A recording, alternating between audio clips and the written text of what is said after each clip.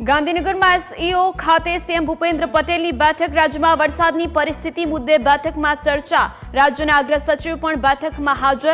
જિલ્લા કલેક્ટર અને મ્યુનિસિપલ કમિશનરો સાથે વિડીયો કોન્ફરન્સ કરશે. વિડીયો કોન્ફરન્સના માધ્યમથી વરસાદી પરિસ્થિતિની સમીક્ષા કરવામાં આવશે. વધુ વિગતો સાથે સંવાદદાતા મલ્હાર આપણી સાથે જોડાયા છે. મલ્હાર, ગાંધીનગરમાં એસઈઓ ખાતે સીએમ ભૂપેન્દ્ર પટેલની બેઠકનું આયોજન, શું વધુ જાણકારી?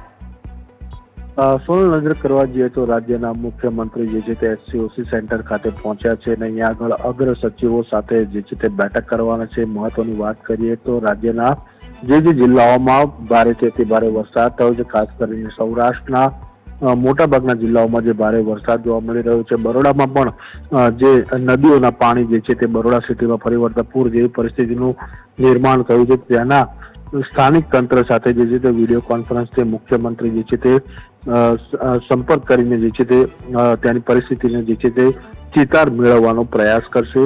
વાત એ પણ સામે આવી રહી છે કે મુખ્યમંત્રી જે છે તે પ્રભાવિત જિલ્લા એટલે કે દ્વારકા, પોરબંદર અને જામનગરના કલેક્ટર અને કમિશનર સાથે જે છે તે વિડીયો કોન્ફરન્સથી પણ ચર્ચા કરવાના છે અને ત્યાં આગળ અત્યારની શું પરિસ્થિતિ છે અને સરકારની કેવા પ્રકારની મદદની જરૂર છે તેને લઈને આ બેઠકની અંદર જે છે તે ચર્ચા વિચારણા કરવામાં આવનારી છે.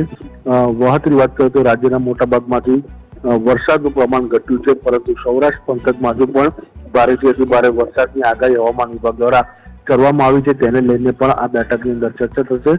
જ્યારે આવનારા 48 કલાક પણ રાજ્યમાં કેવો વરસાદ રહેશે તેને લઈને પણ આ બેઠકની અંદર જે છે તે ચર્ચા થશે. સોનલ. જી મલ્હાર, સમગ્ર જાણકારી બદલ આભાર.